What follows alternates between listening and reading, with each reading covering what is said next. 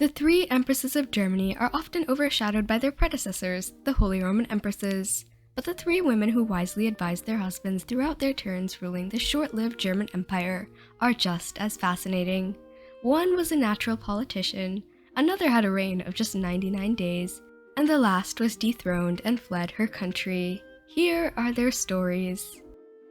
Augusta of Saxe-Weimar-Eisenach was born on September 30th, 1811, as the second daughter and third child of Charles Frederick, Duke of Saxe-Weimar-Eisenach, and Maria Pavlovna of Russia. Augusta's mother was the granddaughter of Catherine the Great, Tsarina of Russia, making Augusta Catherine the Great's great-granddaughter. Augusta was given a good education, which included drawing and music lessons.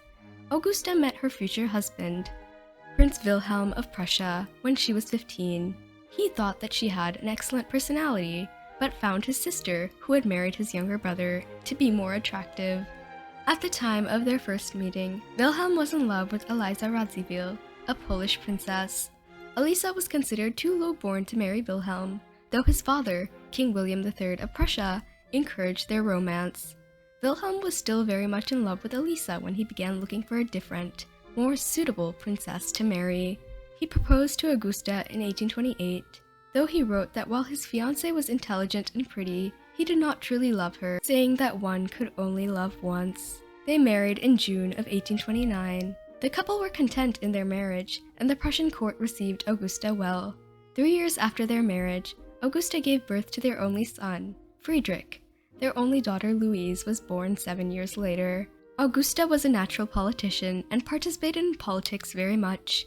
In March of 1848, demonstrators were fired upon by soldiers, and Wilhelm was blamed for the bloodshed. They took his brother's advice and left for Potsdam, where they kept a low profile. Liberals discussed forcing the king to abdicate and forcing his younger brother Wilhelm to give up his right to the throne, so Augusta could become regent for her son. Augusta and her family moved to Koblenz, where she lived a happy life. Her children both grew into adults. Her son, Frederick, received a good education and became engaged to Victoria of the United Kingdom, Princess Royal, and her daughter Louise married the Grand Duke of Baden.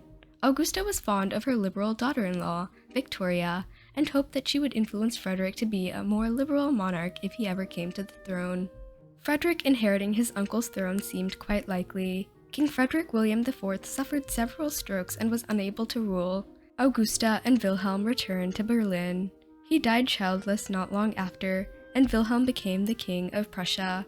He dissolved Parliament since the Parliament would not do whatever he wanted, and he appointed Otto von Bismarck as Chancellor. This horrified both Augusta and her daughter-in-law. Augusta snubbed Bismarck's wife, so Bismarck tried to tarnish Augusta and her daughter-in-law's images as much as he could. Augusta hated war, and instead of celebrating victories, she mourned for the dead. She and her daughter-in-law both made friends with Florence Nightingale, who advised them on cleanliness in hospitals. After the Austro-Prussian War, the Franco-Prussian War broke out. The result of that war was the unification of Prussia and other small German states into the German Empire, which would be ruled by Augusta's husband, now Kaiser Wilhelm I. Augusta wasn't pleased, since her family had gained the crown after the war. After a fall in 1881, Augusta was left with painful injuries, made worse by the rheumatism that she had been suffering with for a while. Her husband, Wilhelm, died at the age of 90 and was succeeded by her son, Frederick III. Frederick wasn't in good health himself and died 99 days after becoming Kaiser. She got to see her grandson, Wilhelm, whom she had always dearly loved, become Kaiser Wilhelm II, and died on January 7, 1890. Augusta was 78. Her daughter-in-law, whom she'd always had mixed feelings for, was Princess Victoria, the eldest daughter of Queen Victoria.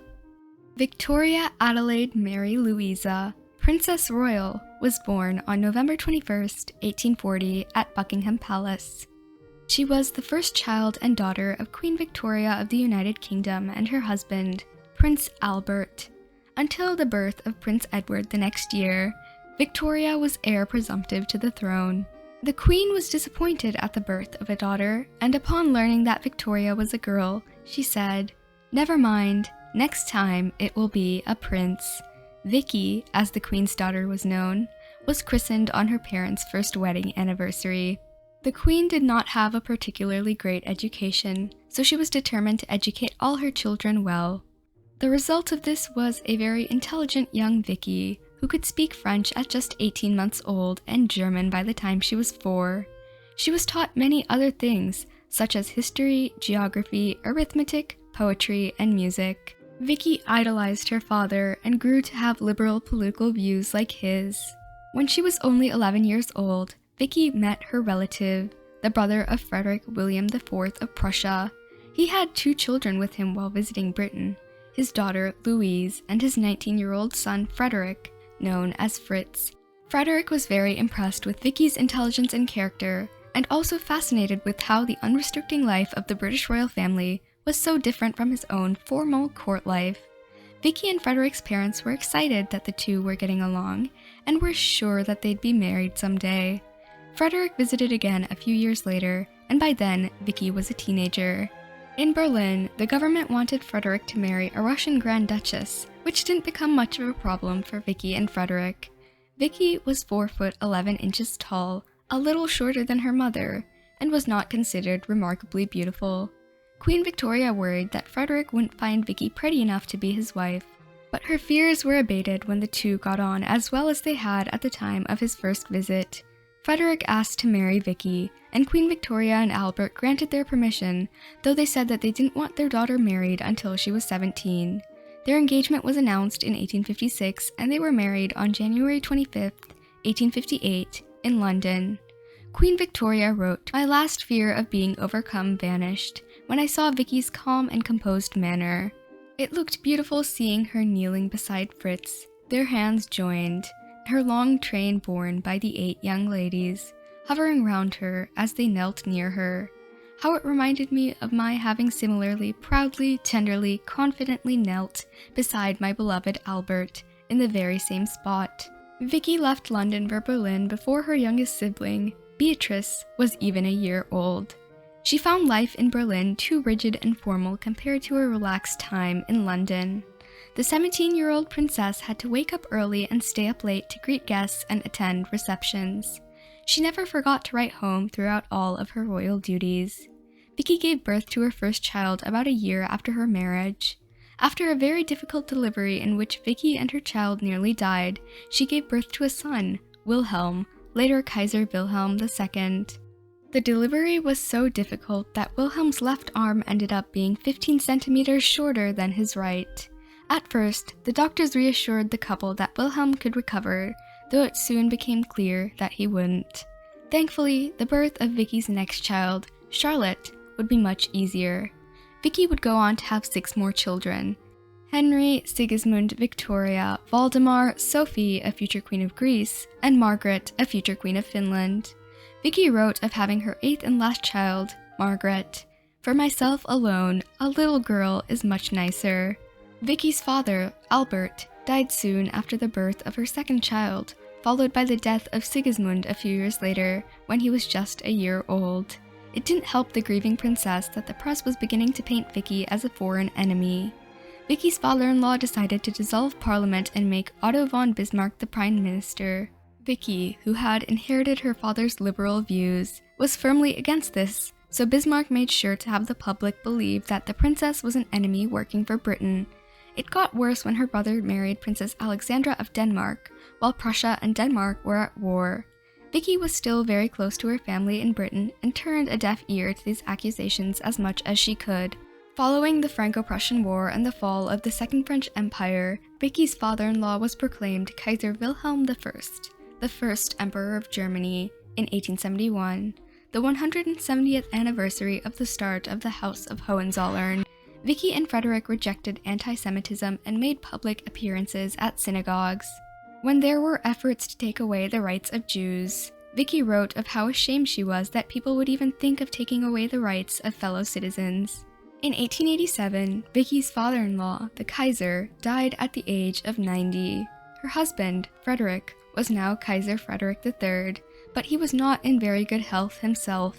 Frederick was diagnosed with cancer, and it seemed like he and Vicky would never get to rule and introduce their liberal ideas.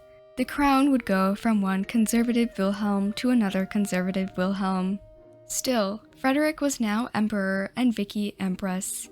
Frederick could barely breathe at one point, but his suffering was eased at least a little after surgery. Queen Victoria went to go visit her daughter, Empress Victoria. The queen wrote that Vicky completely broke down in front of her mother, saying that the doctors had told them that he would live a few weeks, but no more than a few months. Frederick plastered on a smile and attended their son's wedding, though it was clear that he was dying. Vicky stayed with him as much as she could, leaving his side only if necessary. Vicky was woken at 3 a.m. one night and told that Frederick wasn't doing well. It would soon be time to say her goodbyes. Vicky slept on a chair right outside Frederick's room that night. That morning, around 11 a.m., Frederick died with Vicky at his side. He had been Kaiser for just 99 days. Vicky's son, Wilhelm, who had never liked his parents, took the news much better than Vicky did.